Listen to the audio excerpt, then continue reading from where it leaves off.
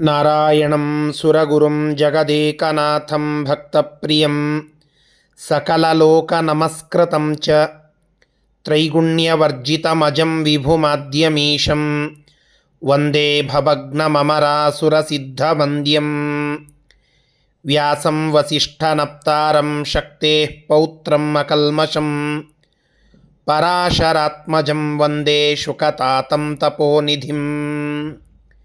ಶ್ರೀ ಗುರುಭ್ಯೋ ನಮಃ. ಹರಿ ಓಂ. ವಿಷ್ಣು ಸಹಸ್ರನಾಮ ಸ್ತೋತ್ರದ 51ನೆಯ ಶ್ಲೋಕದ ಚಿಂತನೆಯನ್ನು ಇವತ್ತು ಮಾಡೋಣ.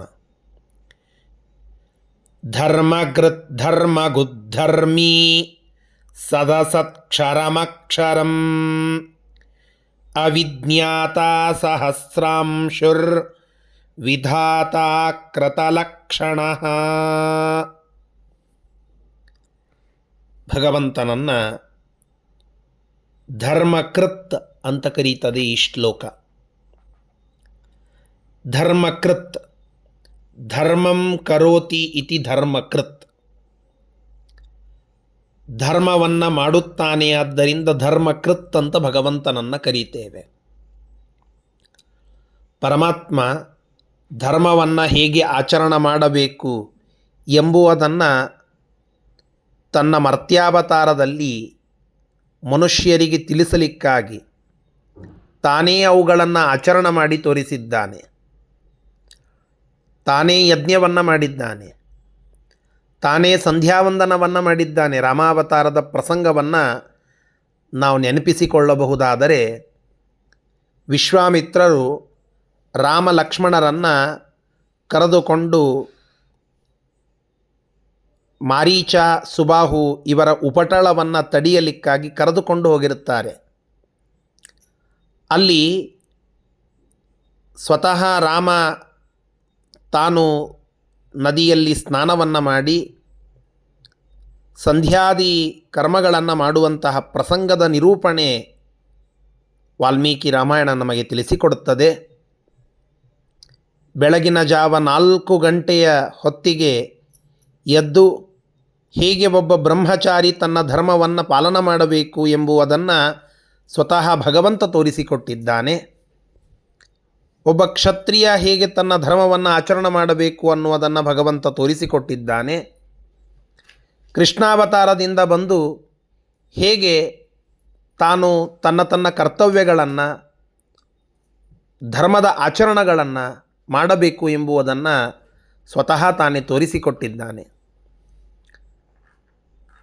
ನಾರದರು ಕೃಷ್ಣನ ಮನೆಗೆ ಹೋದಾಗ ಕೃಷ್ಣ ಮನೆಗೆಲಸಗಳನ್ನು ಹೇಗೆ ಮಾಡುತ್ತಾ ಇದ್ದ, ಅಲ್ಲಿ ಪೂಜೆಯನ್ನು ಹೇಗೆ ಮಾಡುತ್ತಾ ಇದ್ದ, ಈ ಎಲ್ಲ ವಿಷಯವೂ ಪ್ರಸ್ತಾಪವಾಗಿದೆ. ಒಟ್ಟಾರೆಯಾಗಿ ರಾಮಾವತಾರ, ಕೃಷ್ಣಾವತಾರ, ಪರಶುರಾಮ ಅವತಾರ, ಈ ಎಲ್ಲ ಮನುಷ್ಯ ರೂಪದಿಂದ ಭಗವಂತ ಬಂದಾಗ ತಾನೇ ಸ್ವತಃ ಧರ್ಮದ ಆಚರಣೆಯನ್ನು ಮಾಡಿ ಇದು ಧರ್ಮ, ಇದು ನಿಜವಾದ ಧರ್ಮ ಎಂಬುವುದನ್ನು ತಿಳಿಸಿಕೊಟ್ಟಿದ್ದಾನೆ. ಆದ್ದರಿಂದ ಧರ್ಮಕೃತ್, ಇದು ಪರಮಾತ್ಮ. ಕೃತ್ ಅನ್ನೋದಕ್ಕೆ ಇನ್ನೊಂದು ಅರ್ಥ ಕೃಂತತೀತಿ ಕೃತ್, ಕತ್ತರಿಸುತ್ತಾನೆ, ಧರ್ಮವನ್ನು ಕತ್ತರಿಸುತ್ತಾನೆ. ಏನಿದರ ಅರ್ಥ? ಯಾರು ಭಕ್ತರಲ್ಲದೇ ಇರುವವರಿದ್ದಾರೋ ಅವರು ಯಾವುದೋ ಒಂದು ಧರ್ಮವನ್ನು ಮಾಡಿದಂತೆ ತೋರಿದರೆ ಅವರ ಆ ಧರ್ಮದ ಆಚರಣೆಯಿಂದ ಫಲ ಸಿಗುವುದಿಲ್ಲ. ಆ ಫಲವನ್ನು ಕತ್ತರಿಸಿ ಭಕ್ತಿ ಇಲ್ಲದೇ ಇರುವವರಿಗೆ ಫಲ ಸಿಗುವುದಿಲ್ಲ ಅಂತ ತೋರಿಸಿಕೊಡುತ್ತಾನೆ. ದುರ್ಯೋಧನ ತಾನೂ ಕೂಡ ದೊಡ್ಡದಾದ ಒಂದು ಯಾಗವನ್ನು ಮಾಡಿದ, ಪುಂಡರೀಕ ಯಾಗವನ್ನು. ಆ ಭಾರೀ ಯಾಗದಲ್ಲಿ ಅನೇಕ ಜನರನ್ನು ತಾನೂ ಕೂಡಿಸಿದ, ತಾನೂ ಆ ಯಜ್ಞದಲ್ಲಿ ಹವಿಸ್ಸನ್ನು ಹಾಕಿಸಿದ, ದಾನಾದಿಗಳನ್ನು ಮಾಡಿದ. ಇದೆಲ್ಲ ಮಾಡಿದರೂ ಅವನಿಗೆ ಆ ಯಜ್ಞದಿಂದ ಬರುವಂತಹ ಪುಣ್ಯದ ಲಾಭ ಸಿಗದಂತೆ ಮಾಡಿದ ಭಗವಂತ. ಯಾಕೆ? ಅವನು ಭಕ್ತನಲ್ಲ, ಅಭಕ್ತ. ಅವನಲ್ಲಿ ದೀಕ್ಷೆ ಇಲ್ಲ, ನಿಷ್ಠೆ ಇಲ್ಲ ಭಗವದ್ವಿಚಾರಕವಾಗಿ. ಅಂತಹ ದುರ್ಯೋಧನನ ಧರ್ಮವೂ ಅಧರ್ಮವಾಯಿತು. ಅಭಕ್ತರು ಮಾಡಿದ ಧರ್ಮವನ್ನು ಕೃಂತತಿ ಕತ್ತರಿಸುತ್ತಾನೆ ಇತಿ ಧರ್ಮಕೃತ. ಧರ್ಮಗುಪ್, ಧರ್ಮ ಅನ್ನೋದಕ್ಕೆ ಯಮಧರ್ಮ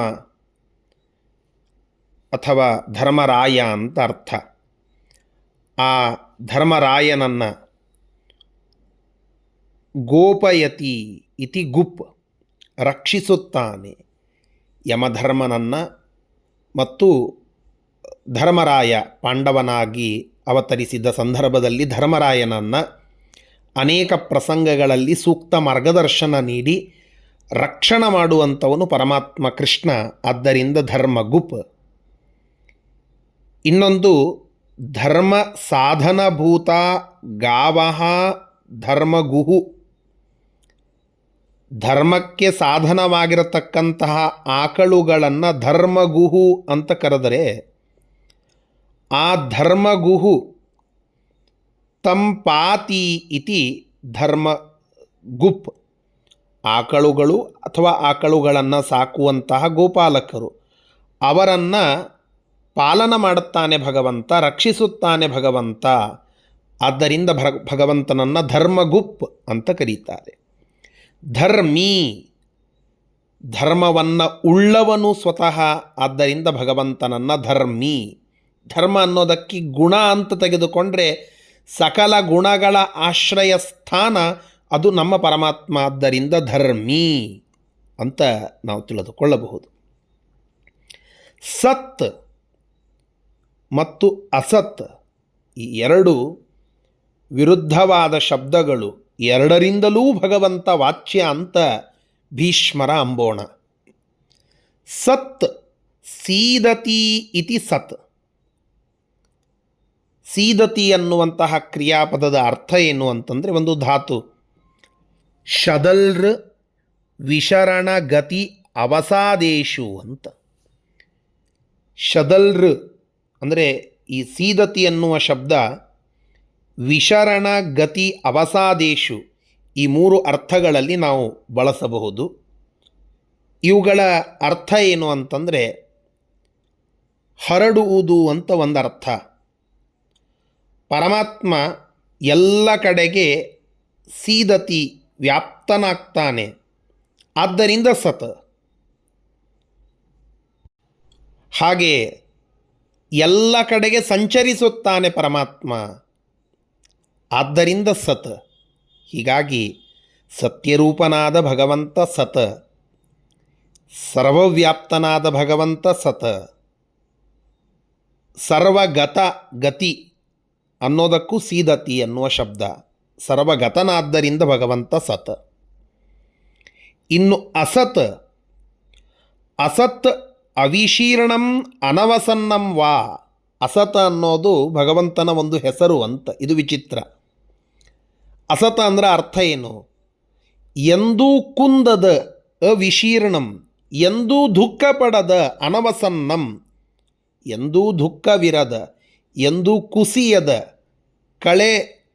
ಕಡಿಮೆಯಾಗದಂತಹ ಪರಮಾತ್ಮ ಅಸತ ಅಂತ ಅನ್ನಿಸಿಕೊಳ್ಳುತ್ತಾನೆ.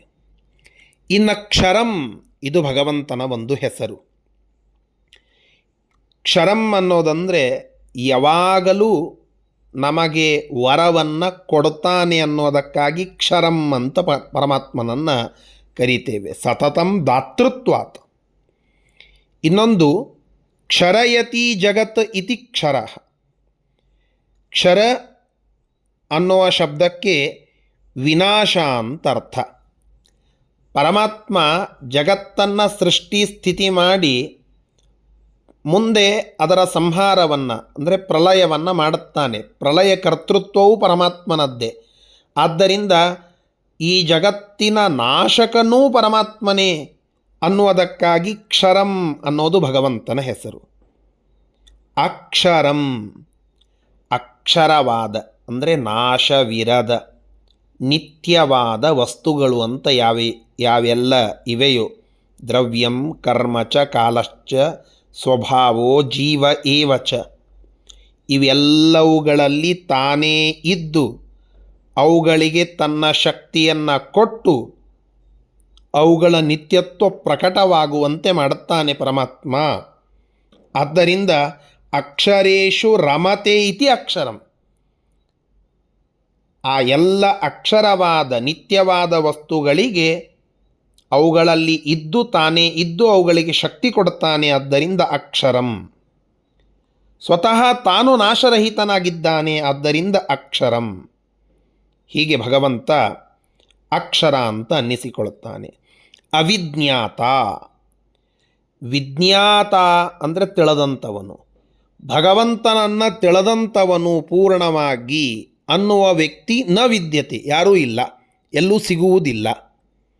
ಆದ್ದರಿಂದ ಭಗವಂತನನ್ನು ಅವಿಜ್ಞಾತ. ನ ವಿದ್ಯತೆ ವಿಜ್ಞಾತ ಯಸ್ಯ ಅಸೌ ಅವಿಜ್ಞಾತ. ಸಹಸ್ರಾಂಶು. ಸಾವಿರ ಅಂದರೆ ಉಪಲಕ್ಷಣತೆಯ ಅನಂತ ಅಂತರ್ಥ. ಅನಂತವಾದ ಅಂಶವಾಹ, ಕಿರಣಗಳನ್ನು ಹೊಂದಿರುವ ಸೂರ್ಯಮಂಡಲದ ಮಧ್ಯವರ್ತಿಯಾದ ಭಗವಂತ ಸಹಸ್ರಾಂಶು. ವಿಧಾತ. ವಿಶೇಷವಾಗಿ ಸಜ್ಜನರ ಭಕ್ತಜನರ ಧಾರಣವನ್ನು ಮಾಡಿ ಧಾರಕನಾಗಿ ಪೋಷಕನಾಗಿ ಅವರನ್ನು ಸಲಹುತ್ತಾನೆ. ಆದ್ದರಿಂದ ವಿಧಾತ. ಕೃತಲಕ್ಷಣ. ಪರಮಾತ್ಮ ಕೃತಲಕ್ಷಣ. ಕೃತಾನಿ ಪೂರ್ಣಾನಿ ಲಕ್ಷಣಾನಿ ಅನಂತಾನಿ ಯಸ್ಯ. ಕೃತಾನಿ ಅಂದರೆ ಪೂರ್ಣವಾದ, ಲಕ್ಷಣಾನಿ ಅನಂತವಾದ ಏನು ಲಕ್ಷಣಗಳು ಅಂತ ಇವೆಯೋ ಅವುಗಳನ್ನೆಲ್ಲ ಪೂರ್ಣವಾಗಿಸಿಕೊಂಡಿರುವ, ಅರ್ಥಾತ್ ಅನೇಕ ಗುಣಗಳು, ಅನಂತ ಗುಣಗಳು ಅವುಗಳೆಲ್ಲವೂ ಪೂರ್ಣವಾಗಿ ಯಾರಲ್ಲಿ ಇವೆಯೋ. ನ ಶಬ್ದವಾಚ್ಯ ಸುಖಾನಿ ಅಂತ ಬರೀತಾರೆ. ಅಲ್ಲಿ ಲಕ್ಷಣ ಅಂತ ನ ಶಬ್ದವಾಚ್ಯವಾಗಿದ್ದರಿಂದ ಅನೇಕ ಅನಂತವಾದ ಸುಖಗಳು ಅವೆಲ್ಲ ಭಗವಂತನಲ್ಲಿ ಕೃತಾನಿ ಪೂರ್ಣವಾಗಿ ಇವೆ. ಆದ್ದರಿಂದ ಕೃತವಾದ ಲಕ್ಷಣವನ್ನು ಉಳ್ಳವನು ಯಾವನೋ ಅವನು ಕೃತಲಕ್ಷಣ.